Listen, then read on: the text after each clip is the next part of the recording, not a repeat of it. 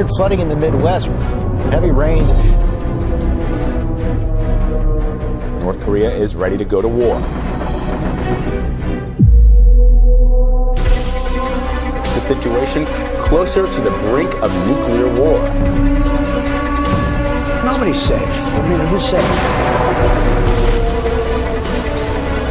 Life on Earth is at an ever-increasing risk of being wiped out by a disaster, such as a sudden nuclear war, a genetically engineered virus, or other dangers.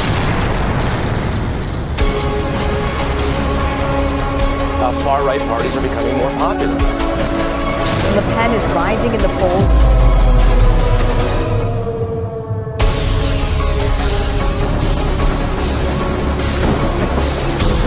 ISIS claimed responsibility for this shooting.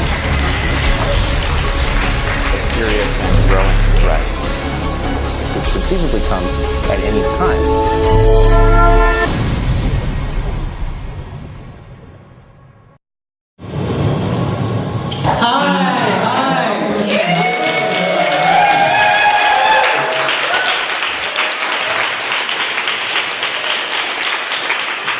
Welcome to the season 2 premiere of Apocalypse Tonight with Cheryl and Olympia! That's so sweet of you to say. We are back with more of the same stuff and other stuff that we have rejigged. So this section of the show, the beginning, is called Olympia's Rant. Because I have a lot of stuff to say. Tonight I'm going to be talking about street harassment. Does anyone experience street harassment? Yeah! Isn't it great to be alive in 2018? So I was going to couples therapy, couples counselling, sorry. He's not a therapist. Let's make that clear. I was going to couples counselling, everything's fine, actually everything's better than ever. Couples counselling, Schwulenberatung, like they offer free couples counselling if you're going through just some stuff that you want to work out. But I had a little bit of a complication because a 14-year-old girl, while I was waiting on her, just before I got into the train station, I said to my friend, it's funny because a lot of people are looking at me really strange today because it's not every day that people see an ancient Sumerian goddess just walking down the street on a lot of ketamine. So then I said to my friend, it's weird because this is just rolling off my back. Like normally this affects me a bit more. And then I got onto the train platform and this 14-year-old girl came up to me and said, aren't you ashamed of yourself? Put on some pants. And I had no idea how to respond. So I just went, and like this is of course in German. I'm a lot better at responding to this in English. But then again, if I wanted to do that in English, I would be having to live in an English-speaking country, which is even more difficult than going through street harassment. So I was like, this really sort of like knocked me off my perch, as they say in the kingdom of the birds. I went to this, it ended up being a very productive session because I was just fucking, like, destroyed by this. I was like, a 14-year-old girl? How am I not more tough than a 14-year-old girl? Well, like, I thought we also had a thing going where, like, you know, like, I'm like an interesting queer person and you're a 14-year-old girl, we're both inspired by each other. Like, I love the way you talk, I'm actually just appropriating the way that you talk. I was just like, it felt like such a betrayal and it just really sort of destroyed me and I didn't really know what to do with it. So I just sat there like during our couples counselling thing being like, and then it actually ended up being a really productive couples counselling session. I'm a minute or two in, it's fine for me to check. Okay, so then I started telling people this story because this one was just particularly bad. Like I can put up with some douchebag that I barely think of as a human, sort of like yelling something that I like half listen to or whatever, but this really got to me. And so I started talking about this a lot with friends.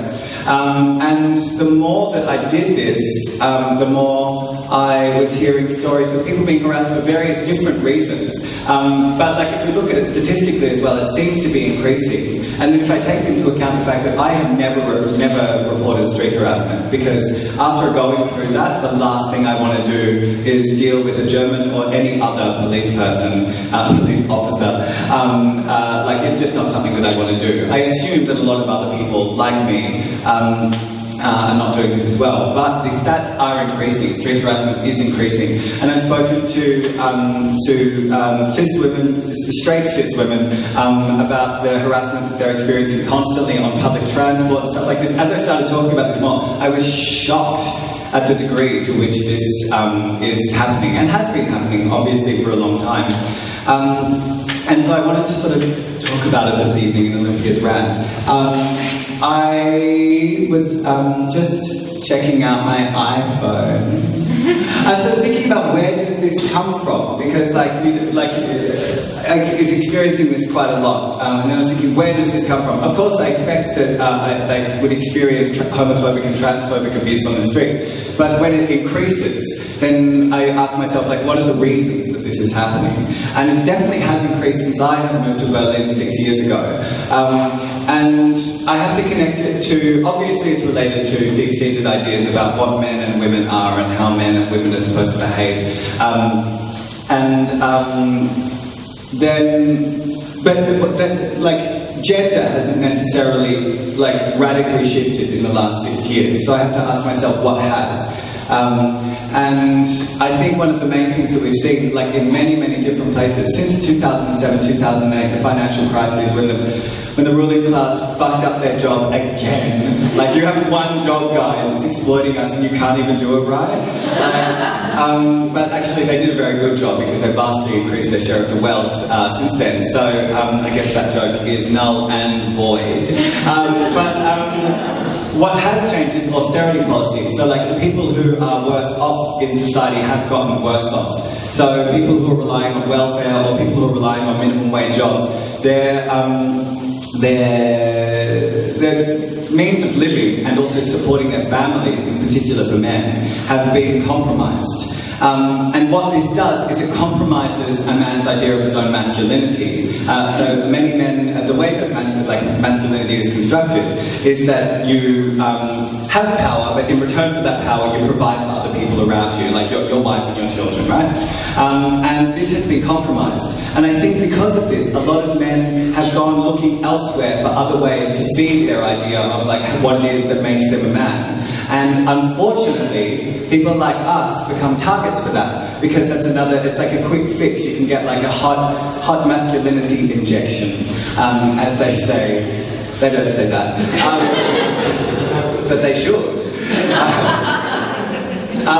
So I think this is, I just wanted to sort of like point out that actually like one thing for queers, for like white, middle class, cis queers, it's always a bit of a head fuck, but like things have been getting better for the last couple of decades, and things haven't been getting better for everyone for the last couple of decades. Like we haven't been making the same progress on like gay marriage that we've been making on like civil rights for people of colour in the West. And so like some things, it's not like we're on this eternal sort of like treadmill of progress for every issue, right? But for queer stuff, some stuff has gotten better.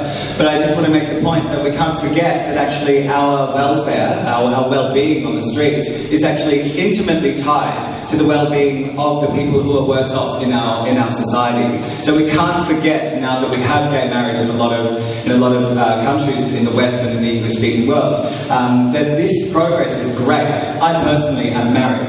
But I personally am also afraid to leave the house sometimes. I have these weeks that are just really fucking shit. And if I could swap being able to be married for being able to walk down the street, I would in a second, if there was a way that I could also have a visa.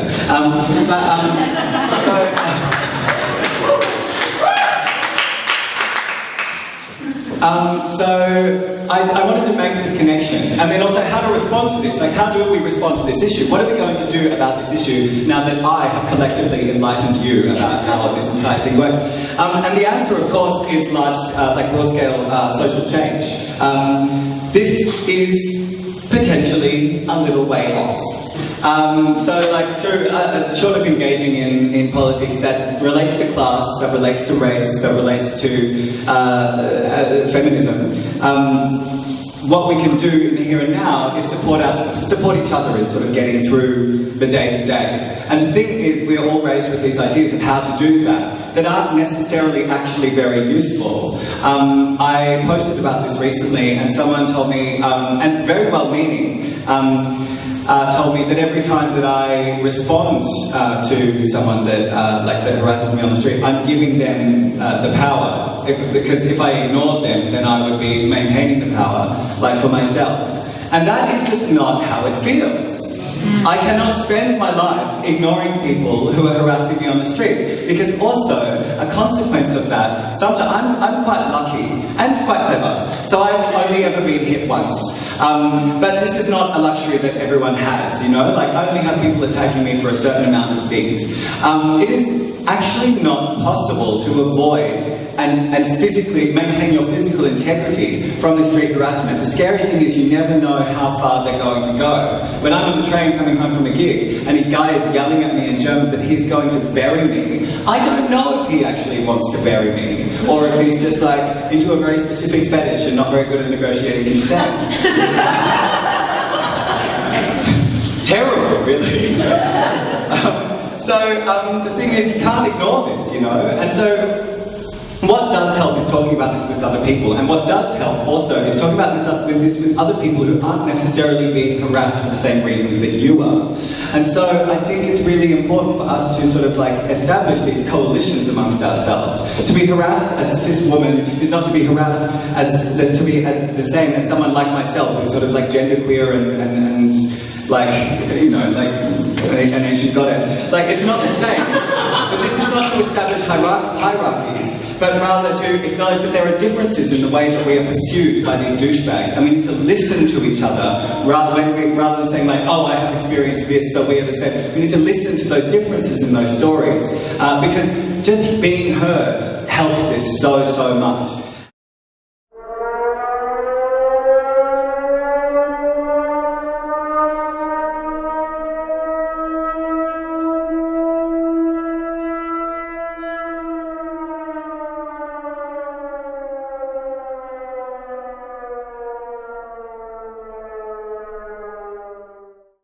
You know, translates to what's pissing us off. What's really, what's got my goat, so to speak. Yeah, what has your goat, Cheryl? Well, you know me, I am a really good, I have a skill for looking around at the world and figuring out what's pissing me off. Yeah, you have it, yeah. You wouldn't think so from my cheery demeanor, but I just, you know, get really pissed off about things.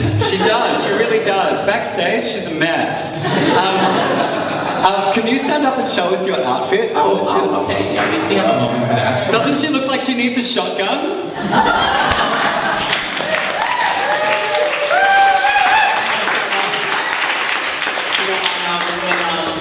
I was going to go into this before I talk about the news, but you know how I like to not focus on my country of origin. You know, we hear about it enough, but inevitably...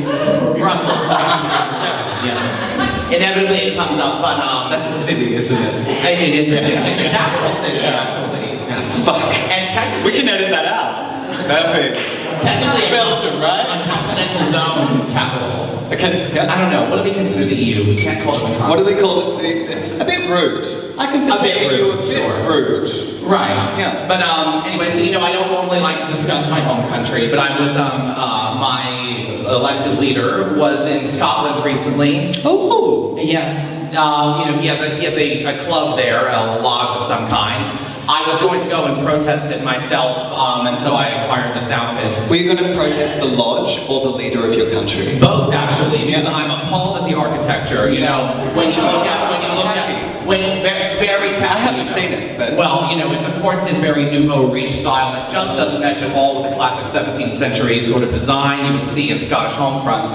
I'm going to be ahead of myself. Anyway, I wanted to go protest him, but I, you know, didn't make it, obviously, but I did get this look. What's grinding my gears today? I'll tell you, you know. Right, so there's a couple situations in the world in the following places that are grinding my gears. I'll let you make a decision. We've got some gears being ground in Russia. in China and in Yemen. Which would you like to go to first? Let's go to China. Oh, I'm so glad, you know, I thought thematically this would be a great start.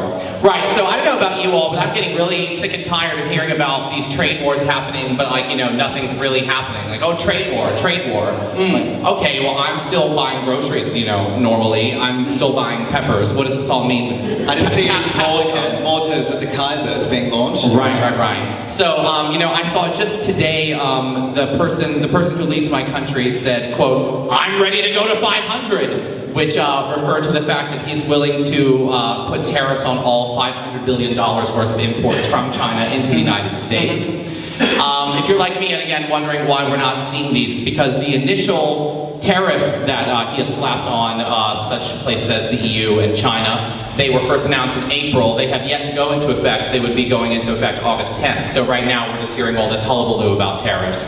But just the initial back and forth, tit for tat, well, if you tariff this, I'm going to tariff that, blah, blah, blah, that he's having with everyone.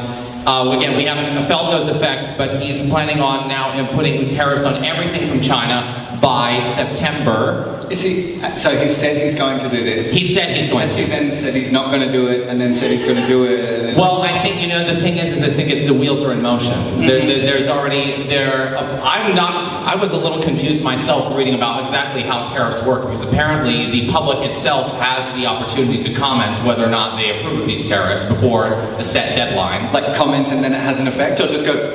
Well, I mean, this is commenting, you know, this is me commenting saying don't stop with this tariff madness, because, you know, economists, one economist that was interviewed in The Guardian said, quote, "Nobody knows where the end of this would go." Well, that's very honest for an economist. Well, right, you know, and at least that's an answer I can understand. Yeah, but like also like an answer that an economist can also understand as well, yes. rather than just pretending that they understand it. Zero. Yeah. Nothing. Yeah, so they don't know. But this is the thing with these, like, this made, is that's all the details? Yeah, well, so China, of course, is, quote, shocked. They're going to retaliate. Just for comparison, you know, we started with $3 billion worth of tariffs when it started in April, and by August, we're now, heading into August, we're looking at $34 billion tariff. Edit that out. Yeah. I don't know how to do plurals anymore. Yeah. Wow. Well, like, I always feel like with a lot of this stuff that I'm like, there's a very specific, there's people coming in, make sure they pay. I feel like there's a, hi, welcome, it's so nice to see you. And your money. I always feel like with a lot of this stuff that it's like, because of the way that there's a lot of noise happening all of a sudden.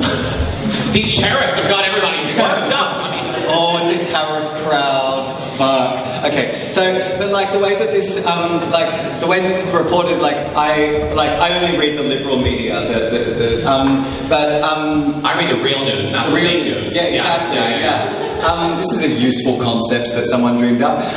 But like, it has, I already know how I'm supposed to feel about this, which is like, oh no, this is bad, because there shouldn't be any tariffs, because like money and like capital should flow freely across national borders. And I'm like, I feel like actually this is kind of a bit, like, it's a big question though. It's like with Brexit, right? Mm-hmm. So like with Brexit, it was like, I was sitting in a shipping container next to Stonehenge, really wasted. As we all do. Yeah. As we all do. Obviously, you know me. It was a Glastonbury festival, and someone said, "We're out," and I was like, checking if the shipping container was still there, and they're like, "No, of the EU," and I was like, "Oh, well, as someone who lives in the EU, I would like to say, on behalf of the EU, good riddance to bad rubbish," and no one laughed.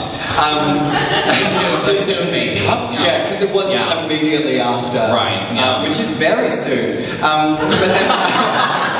But the problem was that not many people made a left-wing case for actually leaving the EU, because membership in the EU required subsuming the national the sovereignty under a regime that is actually very, very undemocratic. The way that the EU is structured requires that member countries to have a lot of very neoliberal policies. Stuff like private nationalisation of industries and stuff is very difficult if you're a member of the EU. So there is actually a left-wing case to be made for leaving the EU. And not just because it's quite rude.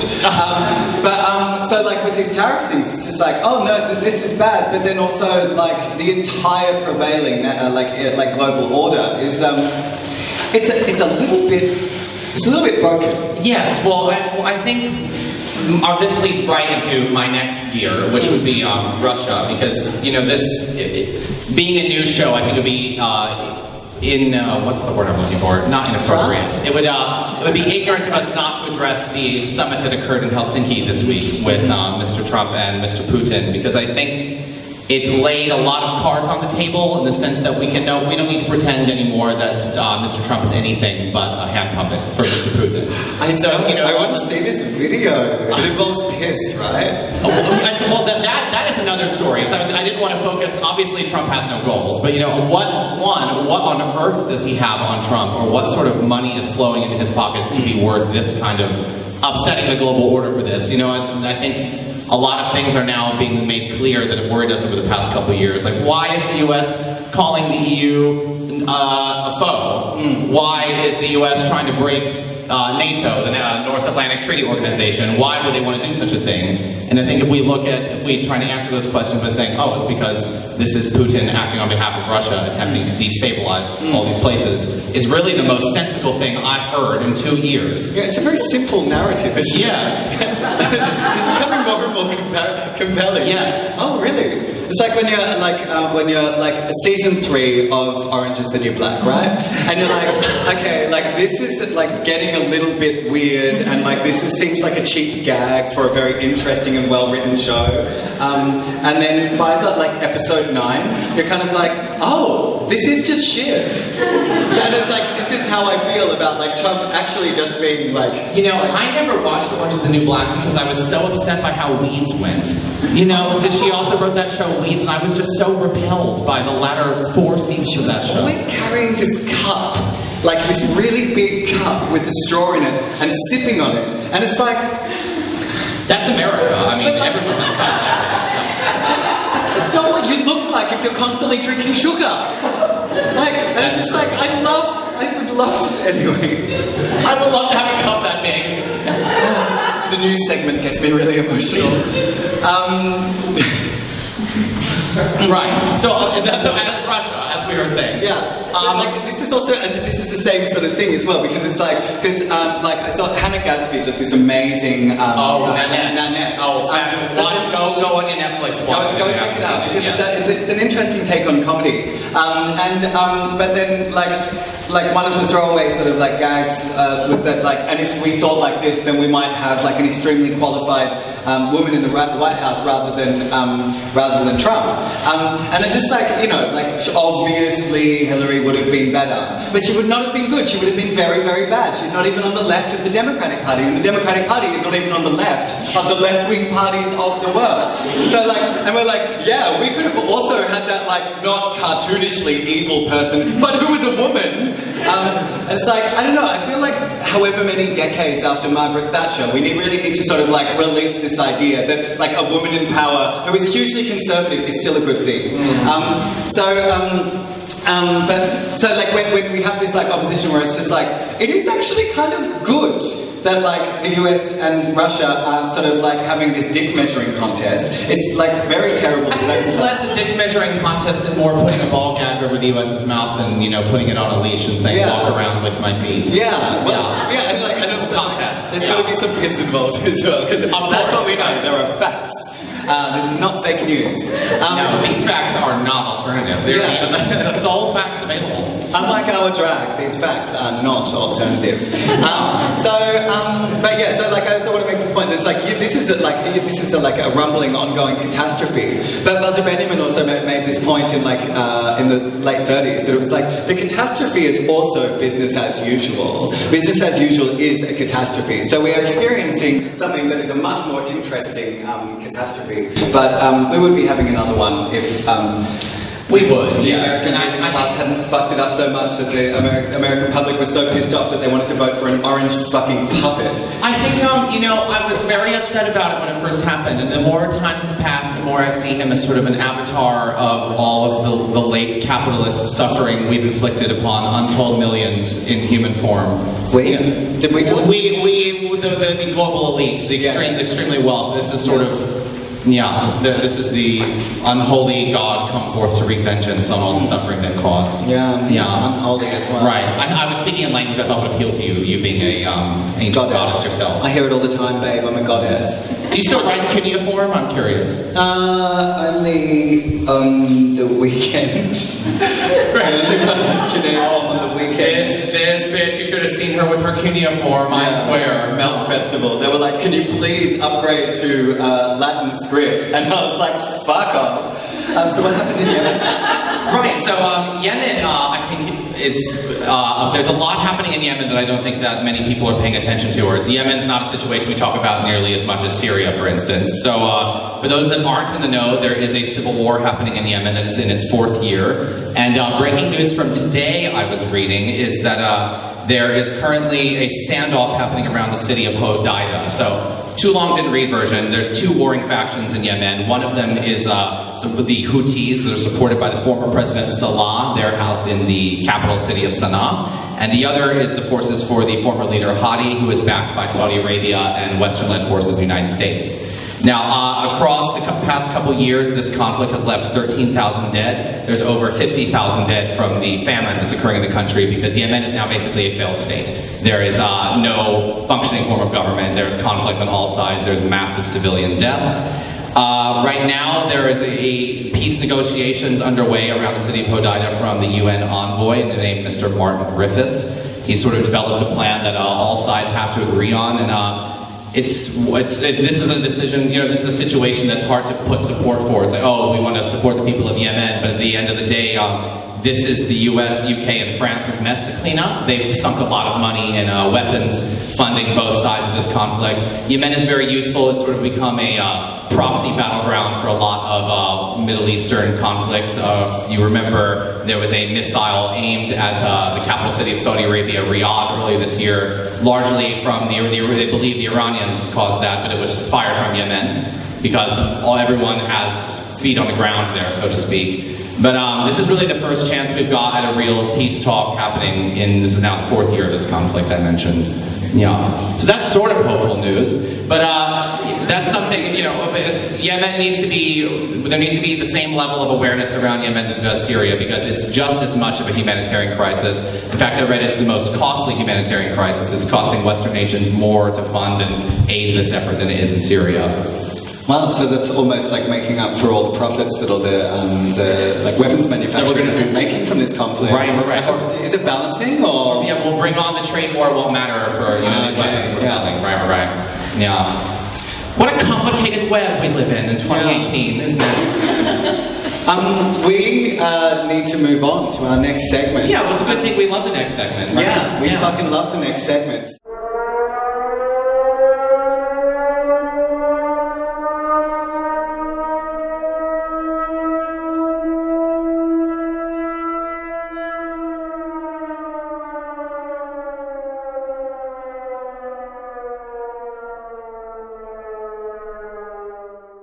And please welcome to the stage, Duo!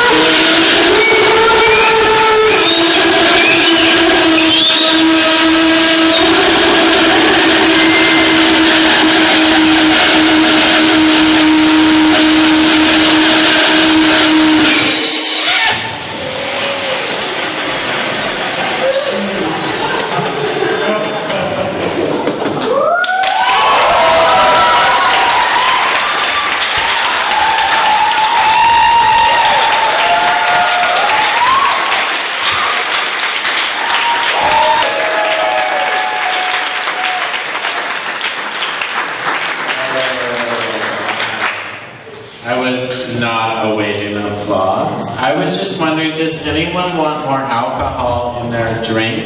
Because I have a bit of vodka here that I would love to share with my audience. And so if you feel like you would like some, you can come up here and I give you a little sip, please. Like if you're pouring into a beer? Yeah, absolutely. I'll pour it wherever you want. Back in the day, we called that a beer teeny. A beer A beer teeny is where you mix vodka and beer. Thank Yes. you. Oh, my you. There you go. It's just, yeah, I just started drinking it, and then I would, no one else. What is this? I thought this I'm not your audience. was our neighborhood. I thought this is where like the real people were. I thought this is where the unemployed people were. Apparently, you guys are all networking afterwards. Is this? Yeah, that's also for work. Is it? Oh, you want? Oh. No, I just thought I'd come over and pour some water. I've never mixed my vodka with water, but there you go. Oh, good. Have it all. Have it all. Okay. So I wanted to break with the camera for a second. If I stand up, will it just be that? No. Oh, he's moving. Okay. I'm just gonna read a poem because I don't give a shit, and you can tell me that like I read it bad, and that's okay too, because it's not really meant to be read well. OM gay, we look good together. What's our DJ name gonna be? Queer is the label I prefer because it masks the disorder of my mental status. When someone accepts me for who I am, they agree to be my bitch. Good intentions of variable dimensions. Porn isn't art. Arguing otherwise is a very dull conversation that you can spare me now. Planet Romeo is a community. I'm gonna be the opening act for Blue Man Group Sex. A light bulb in my butt. But I need you to loosen up. Get that light inside you out.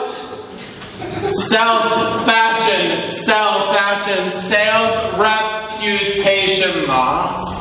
Your jealousy, your jealousy self-prevents you from recognizing my visibility as a success for us all. A landmark, a hole in the heart of lesser modernities, now filled by me. Shame hardly alters reality, nothing compared to 24-hour fantasy.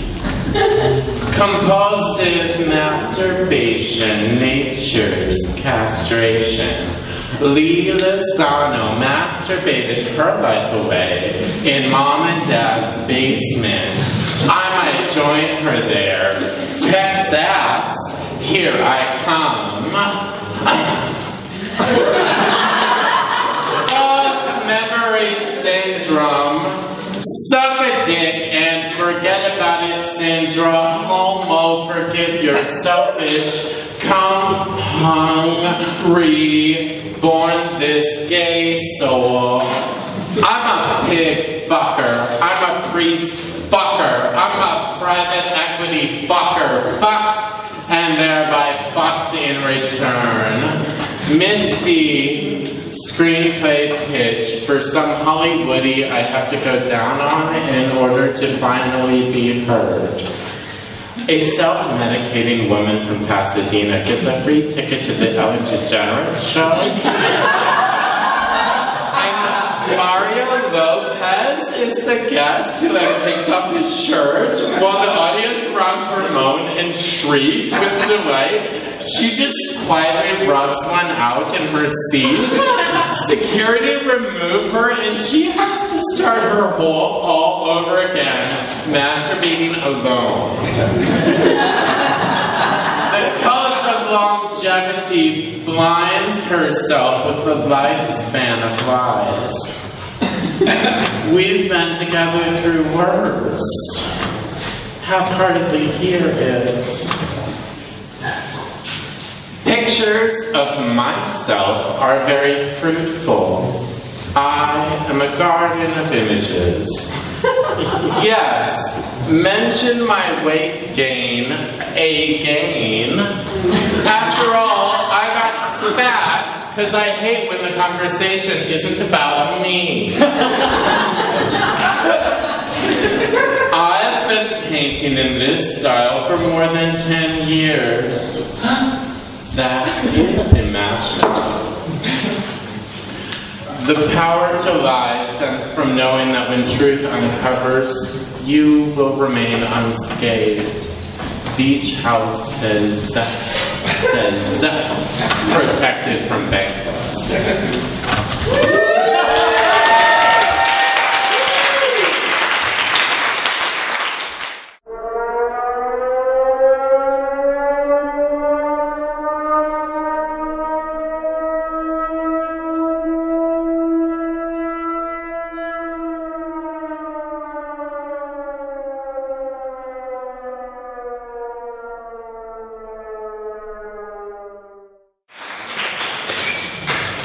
How do you feel, Misty? I feel good. I already expressed my gratitude. I brought vodka. I read, and I thanked them for listening. I feel good. Yeah.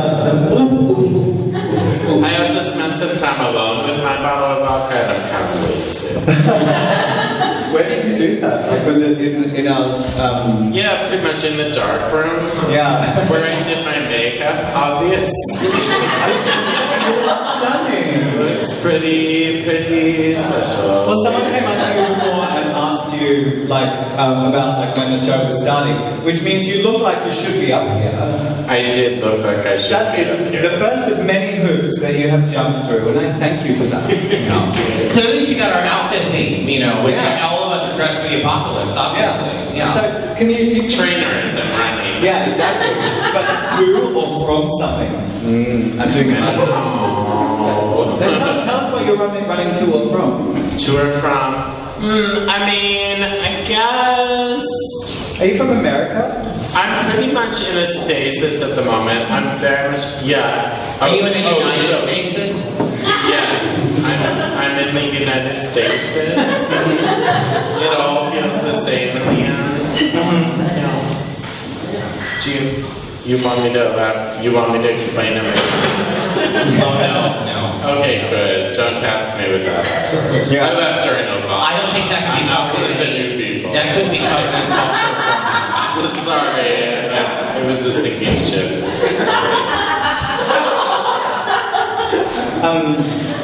We've actually got something that... Oh wait, no. I have an Oprah Winfrey style giveaway. I placed gifts under your seats too. Sorry. It wasn't just that I gave vodka to them, but I gave you guys special gifts. Should we... Maybe you want to look, it's like Oprah and you look under your seat. Oh my You God. want to look behind your seat. Oh, okay, that's fine. And you're looking under your seat and you're going to... Sorry, I always... Wow, that's everyone. Am I going to get a new car? I can't drive. I don't know, but maybe you're going to rethink things about tonight. How do we open it? Should we open it? Should we just tear it open, or do we need to You can just rip it. Okay. It doesn't matter. You won't hurt it. These things have been. Oh my. I just want to share parts of my former self. In case you're rethinking what you brought tonight, you can have something new. It's for you. Now I can look like Cher in the 70s. Yes. More than I do now. Let me assure you that wig has been to Oklahoma. And that was a ride. Olympia looks like really good, right? Freedom, heaven, end of the earth, empress of despair, architect of your eternal suffering. Centuries old. Olympia Bukkakis. You look like Rachel Dolezal. Rachel Dolezal drag. This is just someone busking, you know? so much, Miss. So it's like collectively decided politically incorrect wigs? Yes. What a gift. Oh no, I love you. Well, maybe we bury them somewhere. Yeah. Where does one bury politically incorrect wigs? Like, let's go there and like cut away all the shrubbery so that the cruising area is visible, and then bury these hats there, and no one will have sex there for 1,000 years. Or we put them on pikes guarding the cruising area to ward them off. Here be gays! Here be wigs of questionable politics. Thank you, Misty. That's You're so welcome. nice. I just wanted to release them from my possession. And you... That was very thoughtful of you. And you released a lot of tension in the audience by releasing the tension of your wigs. Yeah. Well, as long as we're expelling, I just thought. What were we expelling? Expelling. Demons. Yeah, exactly. What have you been up to? I haven't been doing much. Just writing by myself. Yeah. Do you have a more specific question as to Well, I think that we know. No, actually, because like I'm always working or studying, so my socializing tends to happen on a stage. So, or on Facebook. And I have to use the stage for therapy. I don't even get to socialize on stage. Really? Really, stage is my therapy. I don't have time for a therapist or a counselor. I'd rather. Actually, it's a bit easier. You're not a therapist. You're a counselor, by the way. Don't worry. It's a bit easier because if you go to like, this is a neat segue. After Melt Festival, I went to see my therapist, who is brilliant. Like, he's fucking wonderful. But he's just pointed out, I was just like, talking about processing all the amazing things that happen on the weekend. He's like, it feels like we're always 2 steps behind. And I said, this is how, and he was like, well, it's just, we always, finish processing last weekend, and then you go and have the next weekend, and then we have to process that again. And actually, if you do that with an audience, they just laugh rather than judging you for being addicted to ecstasy. Right. Well, like, fond of ecstasy. What do you have to say about that, Misty? I'm here. Oh, comedy gold.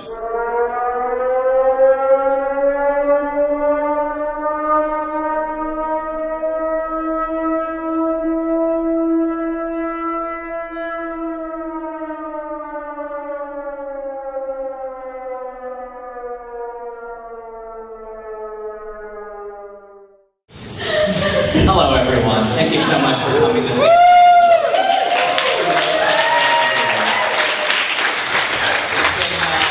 It's been very thrilling to work in this new space, I'll tell you, and I look forward to many more, so thanks again for supporting us. This is the segment of the show we call Cheryl's Lament. We open the show with a rant from Olympia because she has a lot to say, and we close the show with a lament from me because I have many things to mourn. I'm an artistic soul. Right, so this next song is actually a bit of an oldie one for me. I wrote it about a year after I had lived here, after I was reflecting on the lifestyle I was afforded in this city. And the more time passes, it still resonates just as much, although now I definitely look upon it as more of a lament than a celebration. Right, all right, I think that'll do it. Maestro? Oh, this is not the beginning of the song. There we go.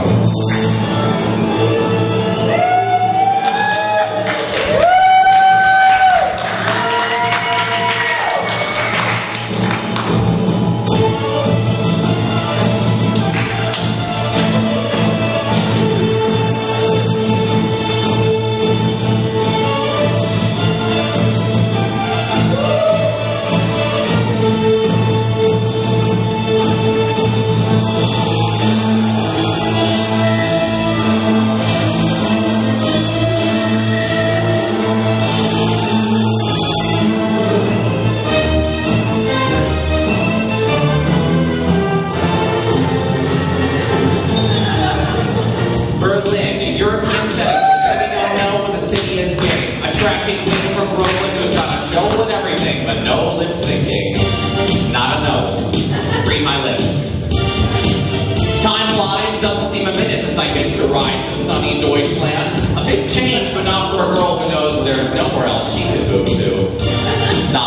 London, or Paris, or Tokyo.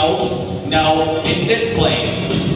One night in Berlin and the world's your dumpster. You can be whoever you want to be.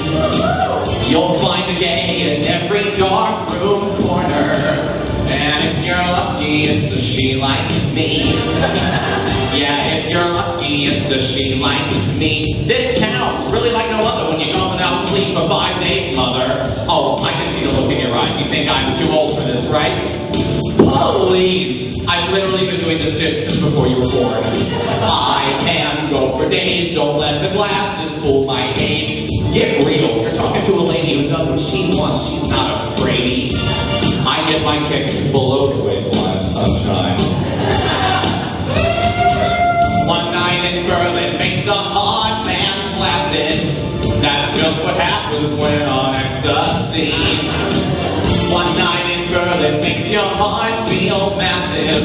That's also what happens when on ecstasy. You should probably take another ecstasy.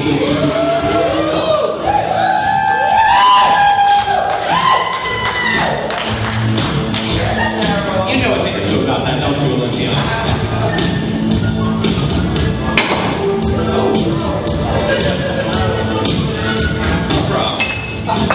Their mind's gonna be the witness to my ultimate test of physical fitness. It's got me in way better shape than any gym workout routine or whatever.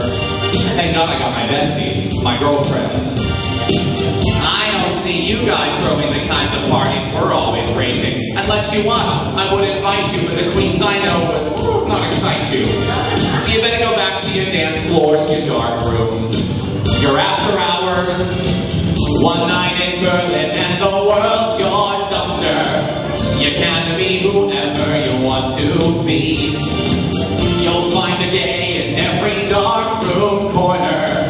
And if you're lucky, it's a she like me. Yeah, if you're lucky, it's a she like me. One night in Berlin makes a hard man flaccid.